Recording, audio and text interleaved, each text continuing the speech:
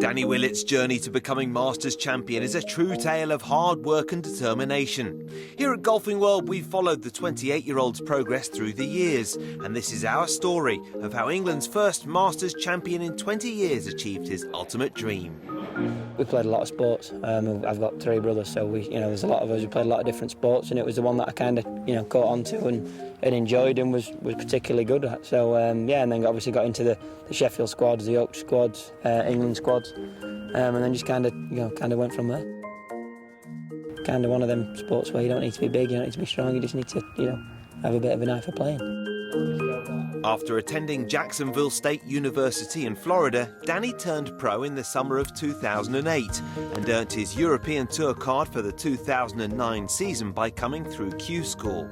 His first year on tour was an impressive one, with 8 top 10s helping him finish 58th in the inaugural race to Dubai. 12 months later, he improved on that, finishing 2010 ranked 23rd on the Order of Merit. The Englishman would have to wait until 2012, though, for his first win, which came at the BMW International Open in Germany. The golfing world was now getting its first real glimpse of Willett's steely determination. Humble in victory, Danny puts his progress in the game down to the people around him, on and off the course, emphasising the importance of teamwork. I always say we know. I mean, it's not really just me, is it? I've got me. There's Johnny on the bag. I've got Mike and Pete back home. I've got my physios. I've got family, friends. It's a collective. I think anybody who comes out here and says me is probably lying. How people structure themselves and their lives is a big part out here. You see a lot of the stuff that's happened with a few guys when things have gone a bit haywire in the private life. It comes out in this game. It's a difficult one when things aren't all going in the same kind of direction to actually keep your head in the right place. So yeah, it is. It's a big group effort. Team Willett had more reason to celebrate when Danny won the Nedbank Challenge in South Africa in December 2014. The victory was the perfect start to the new season and put him on top of the Race to Dubai rankings. One of the main things that, obviously watching it back was how we approached the golf course. A lot of people approach that place a little bit cautious, and I think almost the first time around there helped because we didn't really play with anyone and ask them what they do, so we just went out there and we said, right, well, what do you see of each hole? And we saw driver a lot. We took the golf course on a lot, to try and make a few birdies, and it kind of worked. No need for the driver, surely. No, but it shows the sign of confidence of Willett. And his game plan today is knock it out there as far as you can, leave yourself the shortest approach in, and if you do that, you can attack the pins. It meant that when we got into contention, we ended up putting a little bit of space between ourselves and Ross and Luke, and kind of, made it a little bit nice going down the last. It's always nice to get, a lot of money up or your card money up, at the beginning of a season. It's regardless of, of who you are and how you're playing, unless you've got an exemption, your main job, beginning of the year, get your card money up, and then you can kind of go from there. Then the next step is obviously Race to Dubai money, and then, you keep kind of building it up like that. Obviously, first week out to pick up the check we did and all the world ranking points, it's kind of led on to this year being a massive change in schedule, a massive change in how we've done things. After battling back problems for much of his early career, Danny's game went to another level in 2015. A third-place finish at that year's WGC Match Play Championship hinted at future success in America and earned him temporary membership on the PGA Tour for the remainder of the season. The back's kind of been less and less of an issue the longer I've been going on this season and last season. That kind of easing off's allowed me to practice more, practice better, train better, so it's all just kind of rolling into one, and it's turned out to be a pretty cool season. Obviously at college over there for 2 years, got quite accustomed to playing American type of golf courses.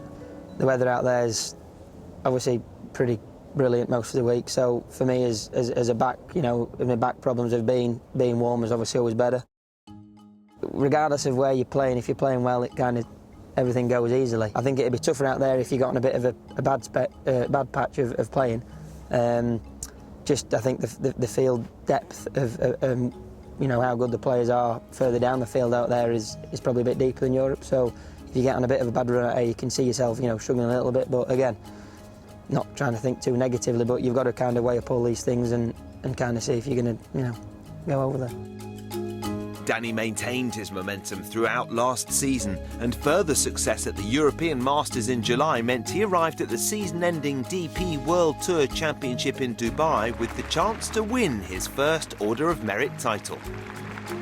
It'd be great. Not been trying to think about it too much. You know, these last few weeks are probably, within my own head, a bit more important. You know, it's a chance that I might not get again. Hopefully I do every year. You know, you're up there.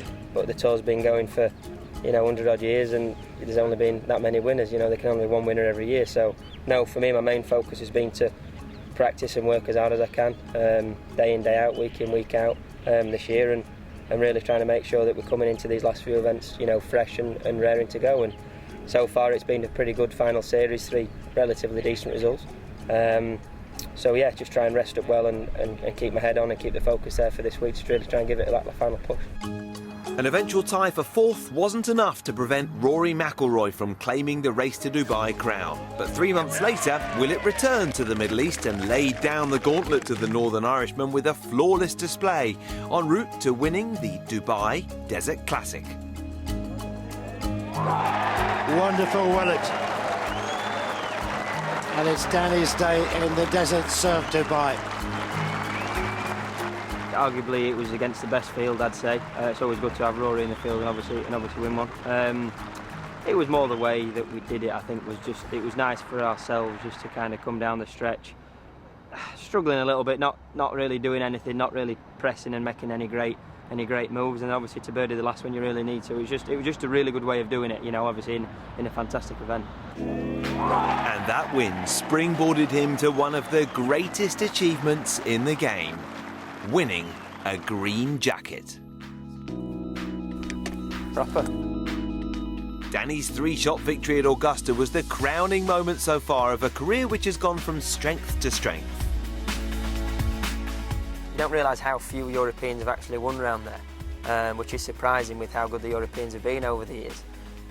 So yeah, until I actually did what I did, you don't quite realise the magnitude of it all. Obviously the first English winner since Nick 20 years ago, only the 3rd British winner after Woozy and Lyle as well, and then in terms of Europeans, I think I'm the 7th or 8th. So you look at all the guys who have played and been in there and been in the tournaments, and it's really amazing to think that my name's always going to be there now in the record books next to them guys. The future looks very bright for Danny Willett, and with 3 more majors to play for this season and the prospect of a Ryder Cup debut on the horizon, Golfing World will be charting the Masters champion's progress every step of the way.